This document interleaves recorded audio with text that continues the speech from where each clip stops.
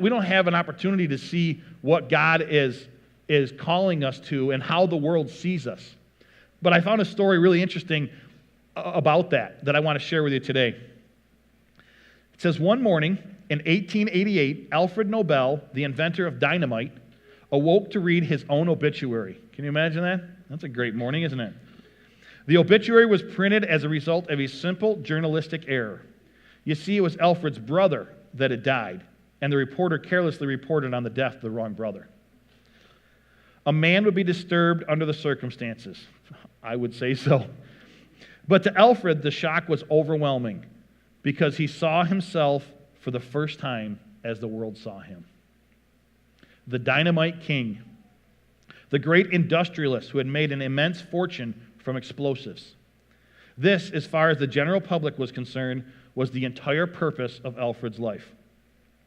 None of his true intentions to break down the barriers that separated men and ideas for peace were recognized or given serious consideration. He was simply a merchant of death. For that alone, he would be remembered. As he read the obituary with horror, he resolved to make clear to the world the true meaning and purpose of his life. This could be done through the final disposition of his fortune, his last will and testament.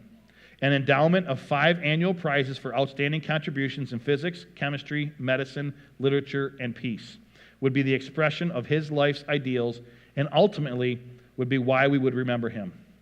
The result was the most valuable of prizes given to those who had done the most for the cause of world peace. It is today called the Nobel Peace Prize. Now, my guess is many of you have heard of the Nobel Peace Prize, but didn't know the rest of the story. Didn't know that it came from a man who saw his obituary, saw how the world saw him, and said, I'm going to make a change.